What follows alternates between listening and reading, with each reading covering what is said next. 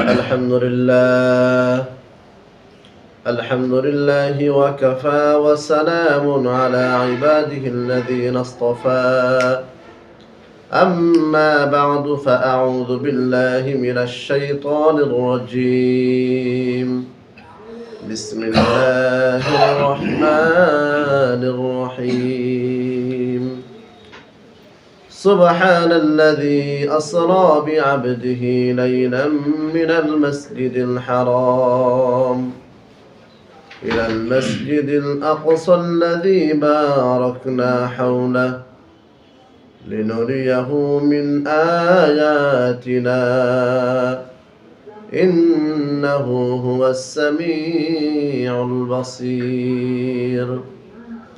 وقال النبي صلى الله عليه وسلم اللهم بارك لنا في رجب وشعبان وبلغنا رمضان أو كما قال عليه الصلاة والسلام إن الله وملائكته يصلون على النبي يا أيها الذين آمنوا صلوا عليه وسلموا تسليما اللهم صل على محمد وعلى آل محمد كما صليت على إبراهيم وعلى آل إبراهيم إنك حميد مجيد اللهم بارك على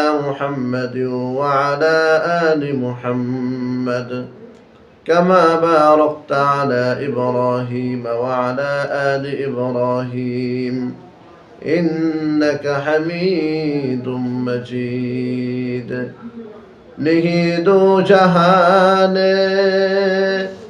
مثال محمد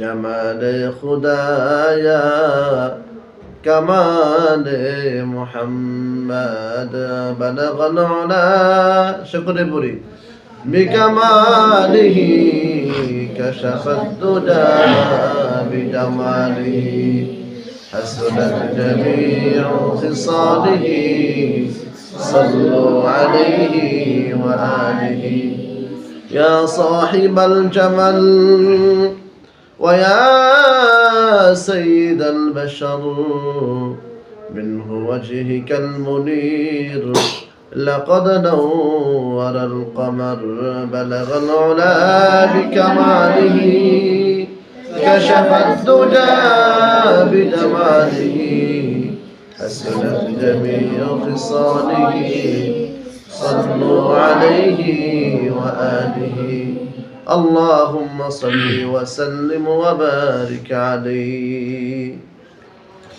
الحمد لله ثم الحمد لله মহান আল্লাহ তাআলা দরবারে লাখ কোটি শুকরিয়া আদায় করছি যে রব্বি কারীম আমাদেরকে এই ফিতনা জামানার যুগে বর্বরতার যুগে আল্লাহর ঘর মসজিদে আমাদেরকে জুমা নামাজ পড়ার উদ্দেশ্যে আসার বসার তৌফিক দান করেছেন এই জন্য আমরা সকলে বলি আলহামদুলিল্লাহ আরো কৃতজ্ঞতা আদায় করছি সেই মহামনিবের দরবারে যে রব্বে কারীম আমাদেরকে এমন একটি মাসের মধ্যে উপনীত করেছেন আমাদেরকে আল্লাহ তাআলা এই পর্যন্ত হায়াত দিয়েছেন যে মাসের নাম হচ্ছে রজব মাস এই রজব মাসে আল্লাহ রাসূল সাল্লাল্লাহু আলাইহি সাল্লামের হাদিসের মধ্যে পাওয়া যায় অত্যন্ত বরকতময় পূর্ণ এই মাস ফজিলতপূর্ণ মাস এই রজব মাসে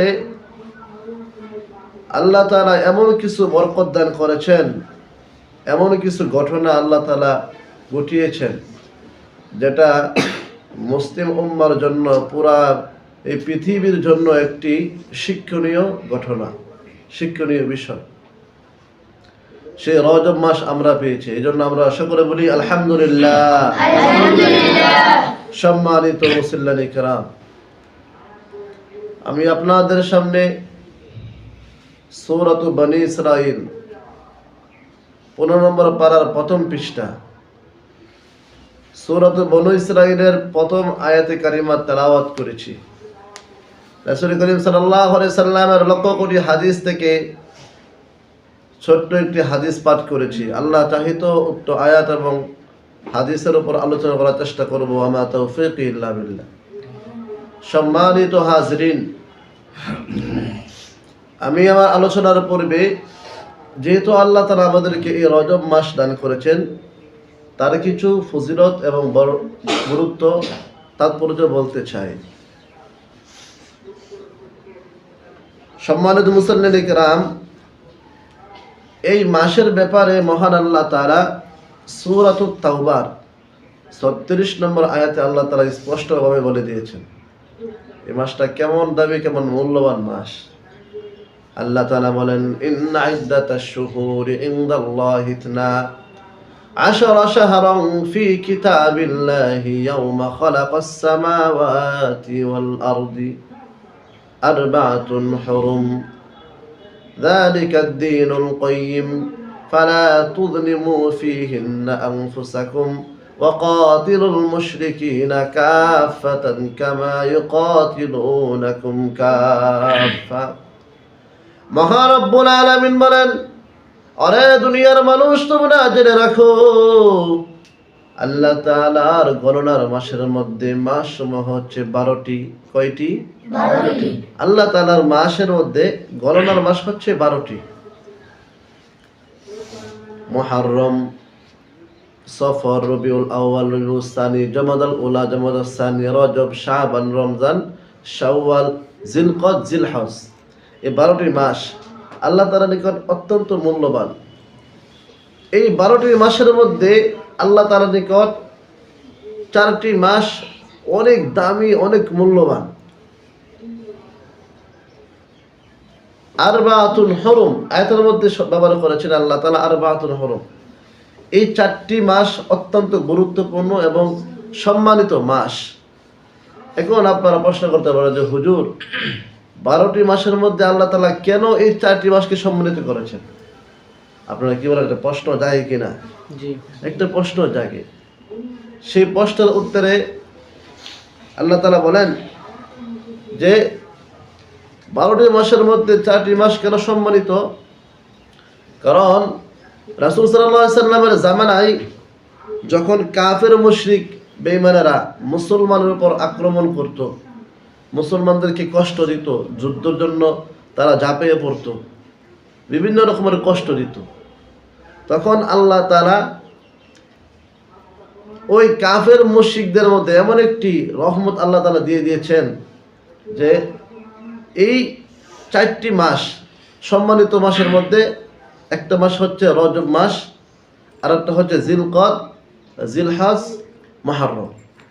এই 4টি মাস অত্যন্ত মূল্যবান মাস।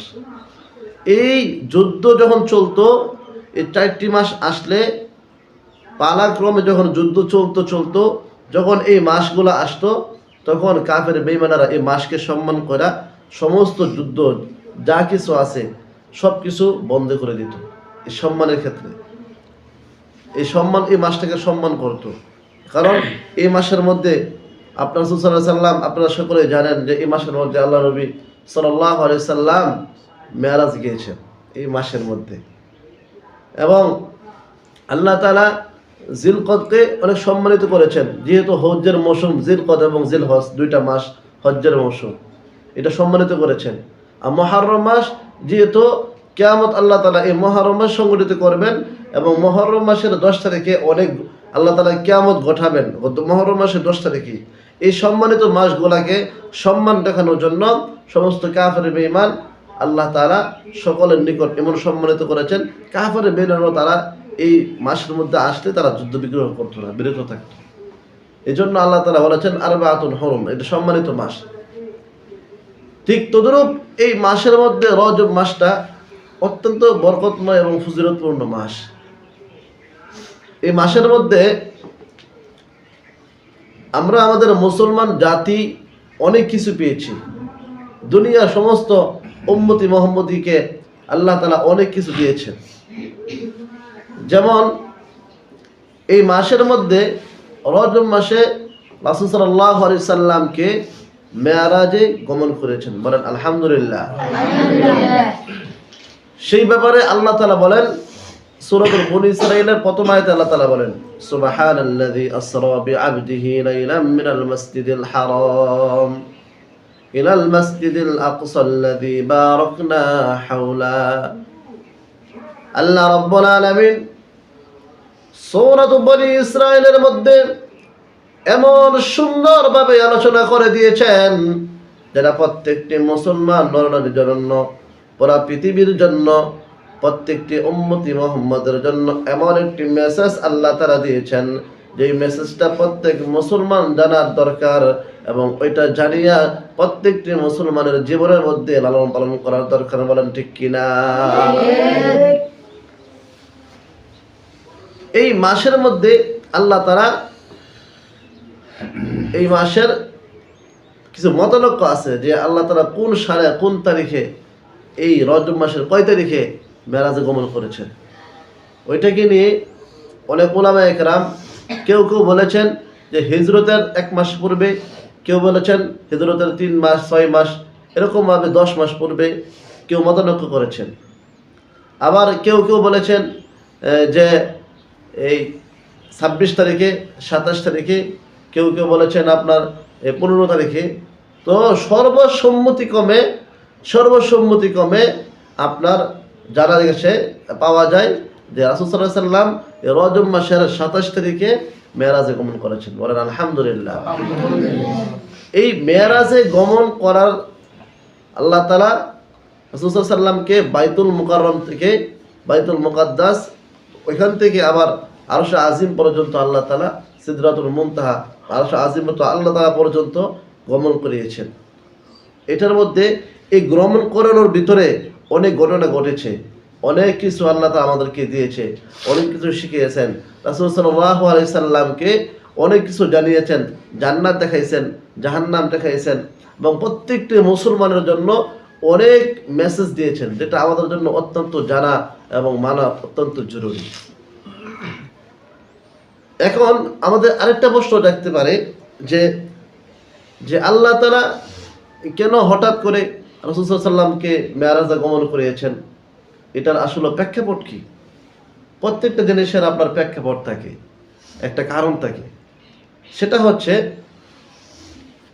আল্লাহ তাআলা এটাও কোরআনের মধ্যে আল্লাহ তাআলা ঘোষণা করে দিয়েছেন, যখন মক্কা নগরীতে দুনিয়ার মধ্যে যখন জুলুম, নির্যাতন, নিপীড়ন যখন ব্যাপকভাবে আরম্ভ হয়েছে, চলতেছে, মানুষের উপর মানুষের কোনো দয়া নাই, মায়া নাই, বাবা মেয়েকে চেনে না, মেয়ে বাবাকে চেনে না, আপন বাবা তার মেয়েকে জীবিত মাটির মধ্যে পুঁতে ফেলতেছে, কবর দিতেছে, জিন্দা কবর দিতেছে। আপনারা সকলে জানেন ঘটনা অনেক লম্বা। দাহিয়াতুল কালবি রাদিয়াল্লাহু তাআলা আনহু নামে একজন সাহাবী ছিলেন, উনি ওনার মেয়েকে নিজ হাতে কবর দিয়েছেন। এটা অনেক লম্বা ঘটনা, আমি সংক্ষিপ্তে বলতেছি। নিজ হাতে কবর দিয়েছেন। কিরকম বর্বরতার যুগ ছিল, জাহিলিয়াতের যুগ ছিল। ওই সময় তারা মনে করত যে কন্যা সন্তান হইলে, মেয়ে সন্তান হইলে তারা দুশ্মনা মনে করতো এটা একটা দূষণীয়। মেয়ে সন্তান হইলে দেখবেন এই বর্তমানে ওই জাহিলিয়াতের কিছু প্রথা আমাদের দেশে এবং আমাদের এলাকার মধ্যে আছে। দেখবেন মানুষ যখন মেয়ে সন্তান দুনিয়াতে আগমন করে দেখবেন অনেকে মনটা বেজার করে। কি বলেন, বেজার করে কি না? অনেকেই বেজার করে। আর আল্লাহ রাসূল সাল্লাল্লাহু আলাইহি ওয়াসাল্লাম বলেছেন যে মেয়ে কন্যা সন্তান হচ্ছে একটা রহমত। যার মধ্যে একটা কন্যা সন্তান আছে তার মধ্যে একটা বেহেশত আছে।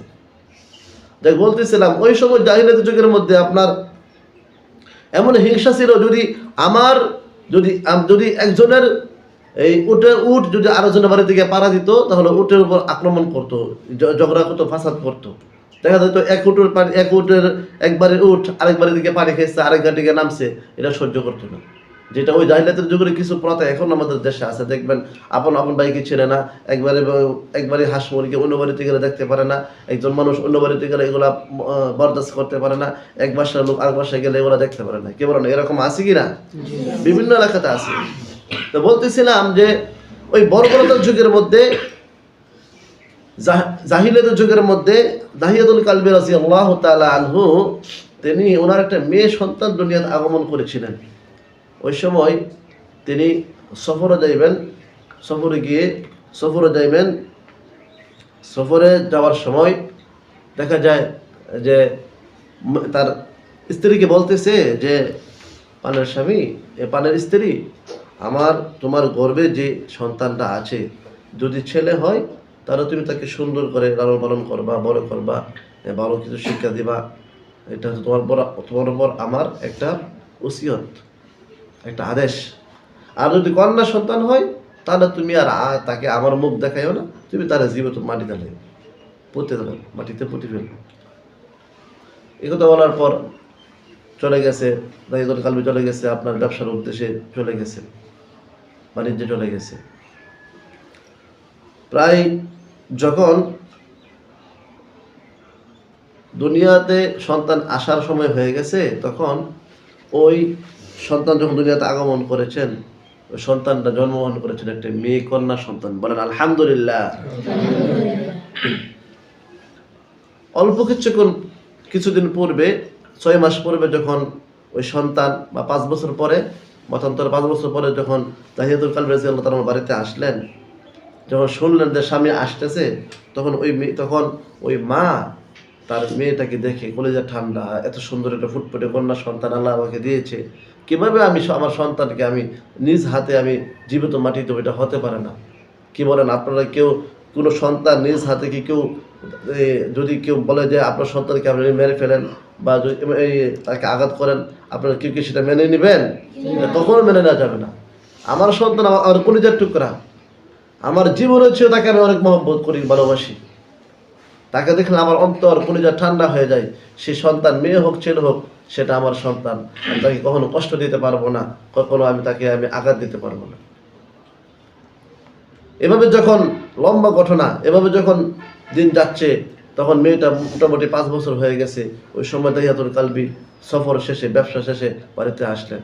আসার যখন খবর পাইলেন, স্ত্রী তখন তার মেয়েটাকে আপনার এই ঘরের এক কোণার মধ্যে রেখে দিলেন, যাতে করে স্বামী আইসা মেয়েটাকে না দেখে, কারণ দেখলে তো মেরে ফেলবে। এই যখন এই পরিস্থিতি হয়েছে, তখন দাহিয়াতুল কালবি আসলেন, আইসা দেখলেন ঘরেতে কেউ নাই, আর এখানে কোনো আলোচনা হয় নাই। মনে করছে মেয়ে সন্তান হয়েছে, ওরা পুঁতে ফেলছে বা মেরে ফেলছে। তো যখন ভবিষ্যতে যখন ভিতরে আসলেন, আসার সাথে সাথে যখন এইভাবে আওয়াজ করতেছেন, কেমন আলোচনা করতেছে, হঠাৎ করে ওই মেয়েটা তো ভিতরে ছিল, যখন আওয়াজ শুনতে পাইছে, তখন ওই মেয়েটা বুঝতে পারছে তার বাবা আসছে।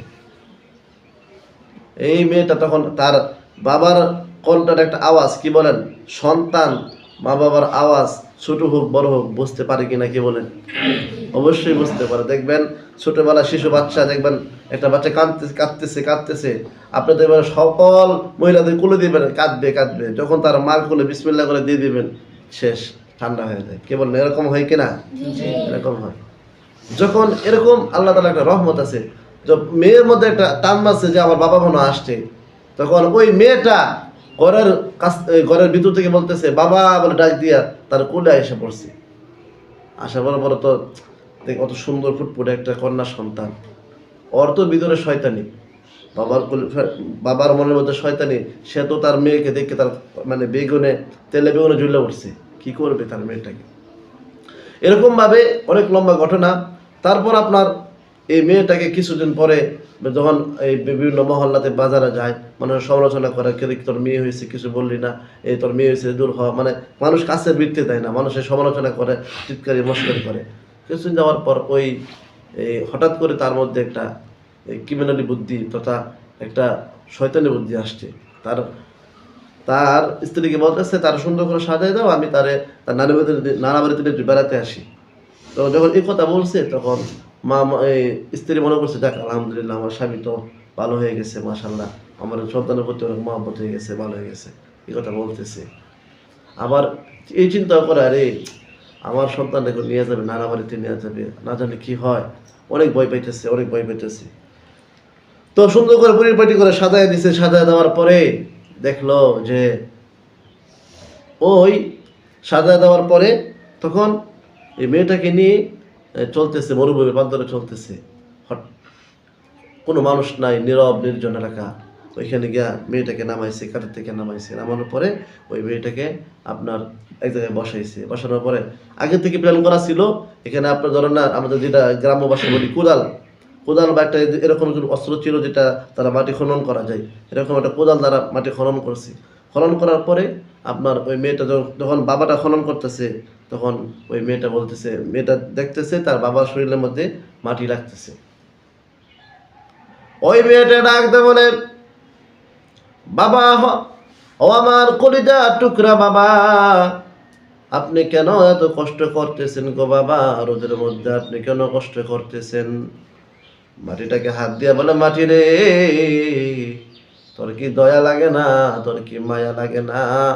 আমার কলিজা টুকরা বাবা, শরীরের মধ্যে রোদে গাম বের হচ্ছে, আর তুই কেন আমার বাবার শরীরের মধ্যে বারবার লাগতেছিস? এরকম ভাবে বলতেছে, আর বাবার শরীরের মধ্যে হাত দিয়ে মাটিটা সরাইয়া দিচ্ছে, সরিয়ে দিচ্ছে। বারে বারে ওই মেয়েটাকে তার বাবার শরীর থেকে গাম মুছে দিচ্ছে, মাটি মুছে দিচ্ছে। এরকম ভাবে যখন গর্ত হয়ে গেল, দাহিয়াতুল কালবি রাদিয়াল্লাহু তাআলা জিজ্ঞাসা করে, বাবা, আপনি কেন এই খনন করতেছেন, গর্ত করতেছেন, কিসের কারণে? ওই মেয়েটাকে বলতেছে, তুমি বসো। যখন খনন করা শেষ হয়ে গেল, দাহিয়াতুল কালবি রাদিয়াল্লাহু তাআলা আনহু ওই মেয়েটাকে ধরে, তখন ওই মেয়েটাকে ধরে কোলে করে নিয়া দাহিয়াতুল কালবি রাদিয়াল্লাহু তাআলা আনহু গর্তের মধ্যে ফালাইয়া দিয়েছে। বলেন নাউযুবিল্লাহ। গর্তের মধ্যে ফালানোর সাথে সাথে ওই মেয়েটা চিৎকার মেরে বলতেছে, বাবা, কি হয়েছে বাবা? আমাকে কেন আপনি মাটির মধ্যে ফালাইলেন? এই গর্তের মধ্যে কেন ফালাইলেন গো বাবা? কি আমার অপরাধ, কি আমার অন্যায় করেছি গো বাবা? আমি জানি না কি এমন অপরাধ করেছি, আপনি আমাকে ক্ষমা করিয়া দেন। আপনি আমাকে জীবিত মাটিতে ফালাইয়েন না, আমাকে মেরে ফেলবেন না। ও আমার বাবা, আমি কথা দিচ্ছি, আমি আপনাকে কথা দিচ্ছি রে বাবা, যদি আমার কারণে আপনার মান সম্মান ক্ষুণ্ণ হয়ে যায়, আপনার যদি বদনাম হয়ে যায় গো বাবা, আমি কথা দিলাম, এই মুখ, এই চেহারা কখনো আমি আপনাকে আর দেখাবো না। আপনি আমাকে ক্ষমা করিয়া দেন, আপনি আমাকে মাফ করিয়া দেন। আমি কথা দিলাম, আমি আজ থেকে আর কোনোদিন আপনার সামনে যাব না, আপনাকে আমি বাবা বলে পরিচয় দিব না। আপনি আমাকে ক্ষমা করিয়া দেন, আমি আজ থেকে এখান থেকে বহু দূর চলে যাব, আমি কখনো আপনার সামনে আসব না। দাহিয়াতুল কালবি রাদিয়াল্লাহু তাআলা আনহু তার অন্তরের মধ্যে বিন্দু পরিমাণ মায়া লাগলো না। ওই মেয়েটাকে জীবিত মাটির মধ্যে দিয়া বিভিন্ন রকমের মাটি দিয়া পুঁতে ফেলেছে। দাহিয়াতুল কালবি রাদিয়াল্লাহু তাআলা আনহু যখন বাড়িতে ফিরলেন, এমন মুহূর্তে যখন তার স্ত্রী দাহিয়াতুল কালবিকে দেখলেন, দেখার সাথে বুঝতে পারলেন, আমার কলিজার টুকরা সন্তান মনে হয় দুনিয়ার জমিনে নাই, সে আর দুনিয়ার জমিনে নাই। দাহিয়াতুল কালবি রাদিয়াল্লাহু তাআলা আনহু রাত্রের বেলা যখন ঘুমাইলেন, ঘুমের মধ্যে হাউমাউ করে চিৎকার করে উঠলেন, বলতেছেন, পারে স্বামী, কি হয়েছে, কি হয়েছে, কি সমস্যা হয়েছে? প্রতিদিন যখন তার এই সমস্যা হয় আর স্বপ্নে দেখে তার সন্তান বলতেছেন, বাবারে, কি আমার অপরাধ ছিল, কি আমার অন্যায় ছিল, আমি কি এমন অপরাধ করেছিলাম, আজকে আপনি আমাকে জীবিত কেন মাটি দিলেন? হ্যাঁ আমার বাবা, আমি কি সমস্যা ছিল, কি আমার অপরাধ ছিল? এবার দিন দিন চলে যায়, হঠাৎ করে তার অন্তরের মধ্যে আল্লাহ তাআলার রহমতের অন্তরের মধ্যে ডাইলা দিছে। আল্লাহ রাব্বুল আলামিন ঘোষণা দিয়েছেন, এ আমার জিবরাইল, তার অন্তরের মধ্যে এমন রহমত তুমি ঢেলে দাও। দাহিয়াতুল কালবি রাদিয়াল্লাহু তাআলা খবর পাইলেন, এই জামানার মধ্যে এমন একজন লোক আছে, যার কাছে গেলে এই দুঃখ কষ্ট শেয়ার করলে অন্তরের মধ্যে শান্তি পাওয়া যায়। বলেন না আলহামদুলিল্লাহ। দাহিয়াতুল কালবি রাদিয়াল্লাহু তাআলা আনহু তখন বুঝতে পারলেন এই জামানার শ্রেষ্ঠ একজন ব্যক্তি আছে যার নাম জনাব মুহাম্মদুর রাসূলুল্লাহ সাল্লাল্লাহু আলাইহি সাল্লামের কাছে গেলেন, তাহলে তার মনের মধ্যে শান্তি আসবে, একটা সমাধান হবে। দিয়াতুল কালবি রাদিয়াল্লাহু তাআলা আনহু তখন ওই আল্লাহ নবী রহমতুল্লাহ আলমিনের দরবারে গেছেন, এই ঘটনা বর্ণনা করলেন। করার পরে তখন আল্লাহ নবী ঘটনা শুনে অনেক কান্না করলেন। এই কান্নার সময় তখন আল্লাহ তাআলা আসমান থেকে আল্লাহ রাব্বুল আলামিন কোরআন আয়াতে কারিমা নাযিল করে দিয়েছেন। আল্লাহ রাব্বুল আলামিন বলেন, ইয়া ইবাদিয়াল্লাযীনা আসরাফু আলা আনফুসিহিম লা তাকনাতু মির রাহমাতিল্লাহ। আরে দুনিয়ার মুসলমান জানিয়ে রাখো, আল্লাহ রাব্বুল আলামিন বলেন, হে আমার বান্দারা, হে আমার উম্মতি মুহাম্মদী, হে আমার দুনিয়ার সমস্ত মাখলুকরা জানিয়ে রাখো রে, দুনিয়ার মধ্যে যারা অন্যায় করবে, অপরাধ করবে, যারা মানুষের ক্ষতি করবে, মানুষকে আঘাত করবে, খুন খারাপি করবে, অবমাননা করবে, অপরাধ করবে, ওই অপরাধ করার পর ওর আফসোস যাতে না করে, চিন্তা যাতে না করে, তারা যেন মহান আল্লাহ তাআলার দরবারে দোয়া করে।